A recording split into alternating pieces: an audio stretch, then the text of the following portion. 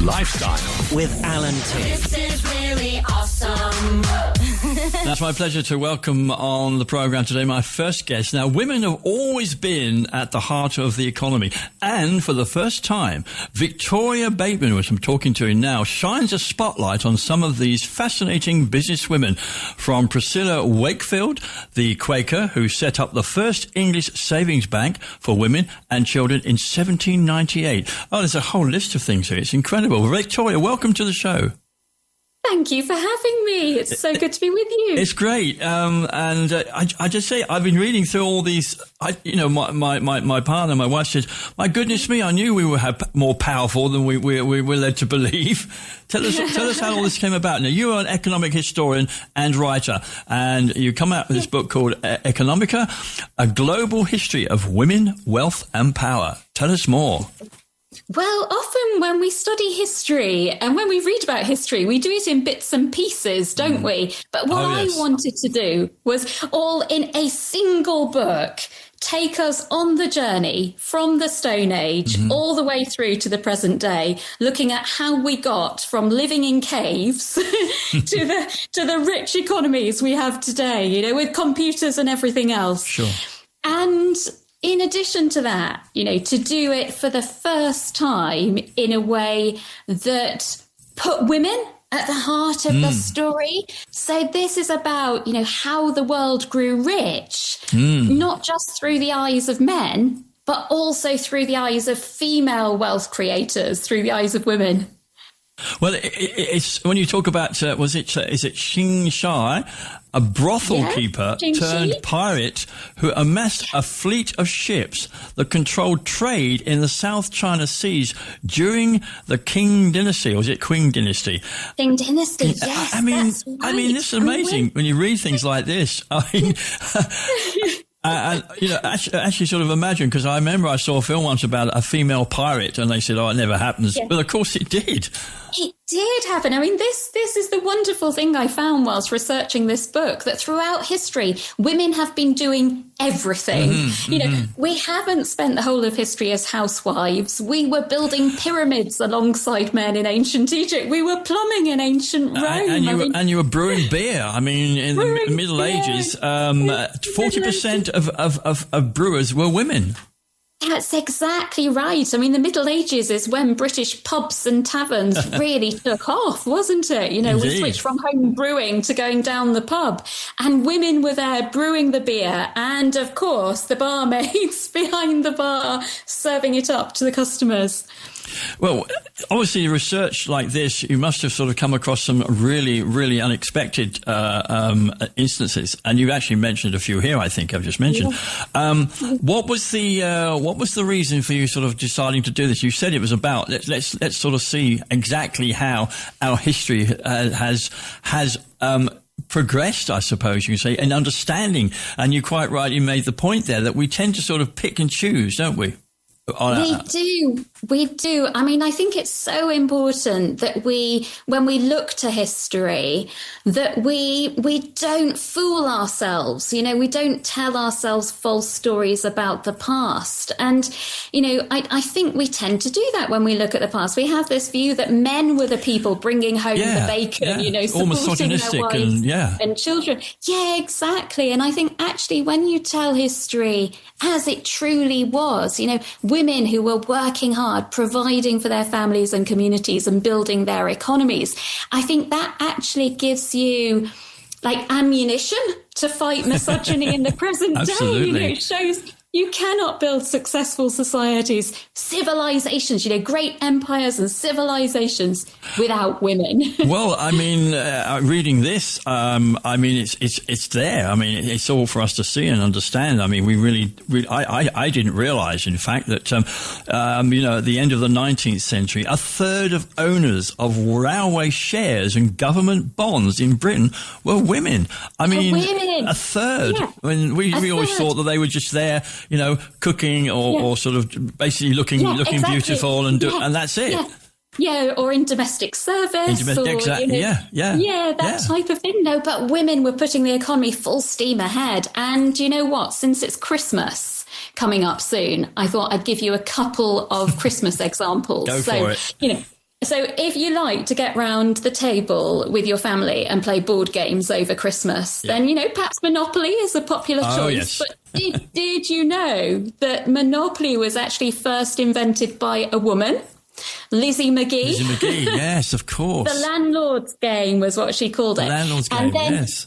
Another example, gingerbread. So gingerbread was popularised in Britain by a female baker, Sarah Nelson, the middle of the 1800s, and she started selling gingerbread from her home in the Lake District to tourists who were pouring in on the steam trains. We've already mentioned the steam trains. And it became so popular, it took off across the country. Wow. Christina Rossetti wrote the words. I've heard of Christina Rossetti. Yeah, the Carol in the Bleak Midwinter. She wrote the words for that, as well as publishing a popular children's book. So that might have been on children's Christmas lists at the time. Well, you talk about books. I mean, we all know that in sort of the late 19th century, in the 1800s, most of the books have been written by women. Yeah, so women really pioneered the novel, didn't they? Absolutely. And, we think about Jane Austen. It's her 250th birthday today. Jane Austen. So happy birthday. Oh, yeah, happy birthday, Jane. To Jane Austen. Astonishing. And it is. And these female writers. Well, they're preeminent, weren't they? Preeminent. 10 of the 12 top-selling novelists in the late 1700s and early 1800s were women. And, they were not just writers, they were business women. I mean, someone like Jane Austen, she had to do her deals with her publishers. She had to manage her tax affairs, That's of course. Well, wasn't that made into a film, I think, where she actually was, dealing with men? The one thing that sort of makes me think here is that it's almost as though this kind of knowledge or this kind of understanding has been suppressed by men. I do wonder, or perhaps not by all men, but by the men writing the history books. Yeah. And also, I would say, making movies. Yes, no, that is true, because, so often on film and on TV, we do see this historic image, don't we, of women in the kitchen. Yes. Women at the stove, women with babe in arms by the fireplace waiting for their husband to come home. Walking around stately homes and just sort of, not doing anything really other than sort of doing what the men expect them to do. I mean, this is the image we have.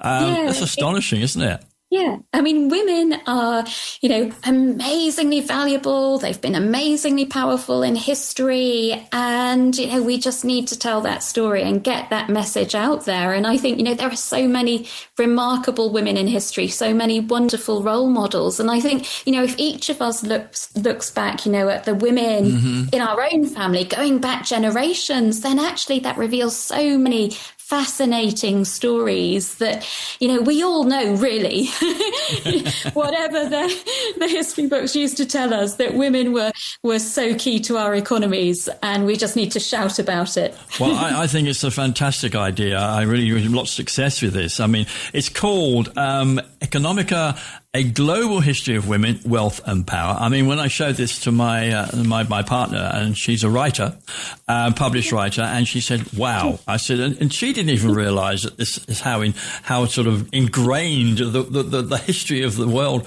was, and the way that women had contributed at this level. I mean, it's just astonishing. I mean, to think that,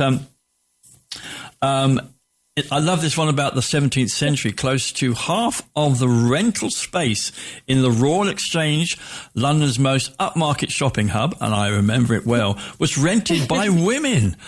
That's exactly right. That's exactly right. And, in the British Museum, there's a whole collection of historic business cards. Yeah.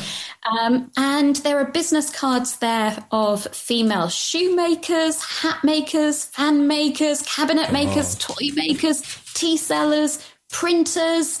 Women were starting up businesses doing all kinds of things. And, this is their story. And I should say, if you look at the cover, it's green and gold. It looks absolutely perfect for under the Christmas tree. Yes, that's great. You're also sort of the author of the acclaimed Naked Feminism. Yes, and, yes, exactly right. So my wife has ordered it. She's ordered the book. been rather shameless when it comes to using my own body, including when it comes to standing up against Brexit. So back in 2016, I spent a whole day naked at the University of Cambridge, sitting in meetings with colleagues with Brexit Leaves Britain Naked written across my body. That was you.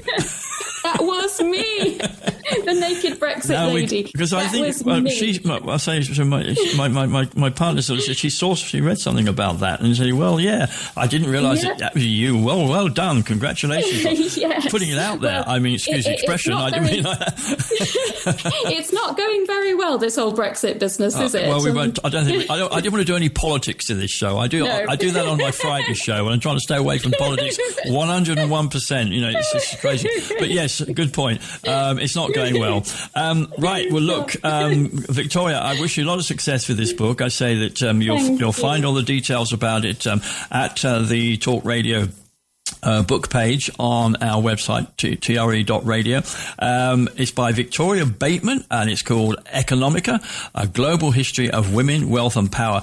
And as I sort of repeat again, I mean, all through my life, you know, I've always been aware that, you know, obviously women have achieved a great deal, but the actual level of achievement through history, reading just the notes, is just staggering. It really is staggering.